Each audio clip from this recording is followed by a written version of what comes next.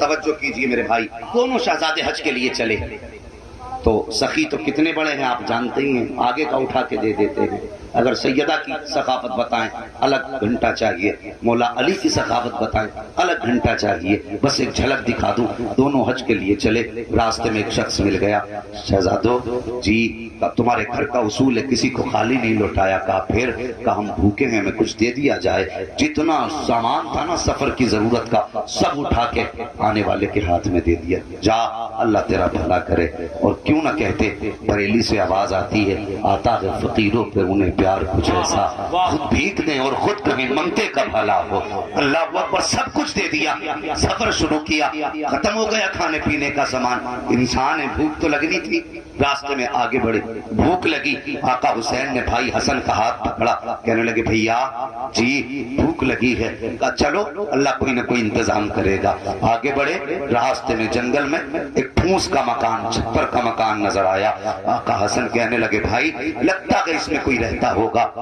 حسین کہنے لگے چلو اس گھر میں دیکھیں، کسی سے پوچھے کچھ کھانے کے لیے ہے کہ نہیں۔ اللہ اکبر، کہا ٹھیک ہے، دروازے پہ پہنچے، آواز دی ہے کوئی؟ آواز آئی جی، ایک بوڑھی خاتون باہر آئی، دونوں شہزادوں کا چہرہ دیکھا تو دیکھتی رہ گئی، اور کیوں نہ دیکھتی رہتی، تیری نسل پاک میں ہے بچہ بچہ نور کا، تو ہے عین نور، تیرا سب گھرانہ نور کا۔ کہا بیٹے کیسے آئے ہو؟ کہا ماں بھوک لگی ہے، کچھ ملے گا؟ ماں نے کہا بیٹے کھانے کو تو کچھ نہیں ہے، البتہ ایک دودھ کا پیالہ موجود ہے، اگر کہو تو لا دوں؟ کہا ماں لائیے۔ وہ خاتون دودھ کا پیالہ لائی ہے، آدھا پیالہ دودھ آقا حسن نے پیا ہے، آدھا پیالہ دودھ آقا حسین نے پیا ہے۔ دونوں شہزادوں نے آدھا آدھا پیالہ دودھ پیا، اور پینے کے بعد جب چلنے لگے، ماں نے کہا شہزادو جاتے جاتے اپنی ماں کا نام تو بتاتے چلے جاؤ۔ کہا کس لیے؟ کہا وہ ماں کتنی شان والی ہوگی جس کی گود میں ایسے چاند جیسے بیٹے پل رہے ہوں گے، جس نے بیٹوں کی تربیت کی ہوگی، وہ ماں کتنی عظمتوں والی ہوگی۔ اللہ اکبر، شہزادوں نے کہا ماں کیا کرو گی نام پوچھ کے؟ خاتون نے کہا تھا بیٹے زندگی میں ضرورت پڑ گئی تو ہو سکتا ہے کبھی تمہاری چوکھٹ پہ آنا پڑ جائے۔ شہزادوں نے کہا تھا ماں اگر کبھی ضرورت پڑ جائے تو مصطفیٰ کا پتہ پوچھ لینا، جہاں مصطفیٰ رہتے ہیں اسی چوکھٹ پہ اٹھ کے شہزادے رہا کرتے ہیں۔ اللہ اکبر، شہزادوں نے اتنا پتہ بتایا ہے، اور اس کے بعد حج کیا، گھر واپس آ گئے۔ کچھ وقت گزرا، کچھ وقت کے بعد آقا حسین ایک دن مدینے کی گلی میں ٹہل رہے تھے، اسی خاتون پہ نظر پڑ گئی، ہاتھ پکڑا، کہنے لگے ماں میرے گھر کی مہمان بن جا۔ خاتون تو بھول چکی تھی دودھ پلا کر کے اپنے گھر لائے ہیں، 3 دن تک امام حسین نے خدمت کی ہے۔ عرب کا دستور یہ تھا کسی بھی اجنبی انسان کو اپنے گھر کا مہمان بنا لیا جاتا تھا۔ آج میری قوم ہمارا اصول کیا ہے؟ اگر مہمان آپ کا ہے تو میں کرسی نہیں دے سکتا، اگر مہمان قاری صاحب کا ہے تو میں جگہ نہیں دے سکتا، اگر مہمان حضرت کا ہے تو میں اپنی بیٹھک میں نہیں بٹھاؤں گا۔ میں کہوں گا کیوں جی؟ یہ میرا مہمان تھوڑی ہے جب میں اسے اپنے بستر پہ بیٹھاؤں، آئے جس کے گھر آیا ہے وہیں جا کر کے بیٹھے۔ لیکن عرب کا دستور تھا اگر کوئی بھی اجنبی آ جاتا تھا تو اس کی مہمان نوازی پہ فخر کیا کرتے تھے۔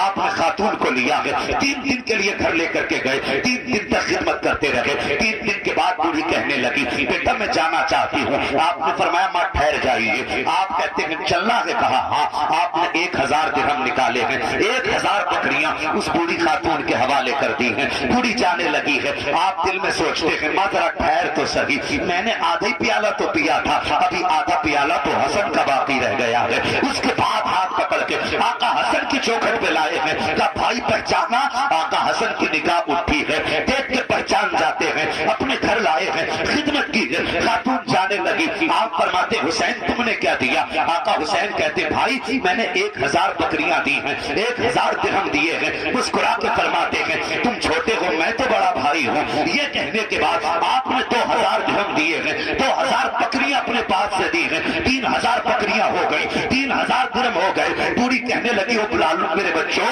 یہ تو بتاؤ یہ لے کے کیسے جاؤں گی؟ آپ فرمانے لگے ماں ٹھہر، شہر کے باہر تک ہم چھوڑ کے آتے ہیں۔ دونوں شہزادے اس بوڑھی کو شہر کے باہر تک چھوڑنے کے لیے آئے، اور جب چھوڑ کے جانے لگے نا خاتون کہنے لگی بیٹے بتاؤ تو صحیح اتنی مہربانی کس لیے کی ہے؟ آخر کس وجہ سے تم نے مجھ پر اتنا انعام کیا ہے؟ اللہ اکبر اتنا کہنا تھا۔ آقا حسین مسکرائے، فرماتے ماں تو نے ہمیں نہیں پہچانا؟ کہا بیٹے نظر کام نہیں کر رہی ہے۔ کہا ماں ہم وہ ہیں جو کبھی تیرے دروازے پر آئے تھے اور تجھ سے ایک پیالہ دودھ کا پیا تھا۔ خاتون اتنا سنتی ہے مچل جاتی ہے، کہتی اچھا سمجھ میں آ گیا کہ تم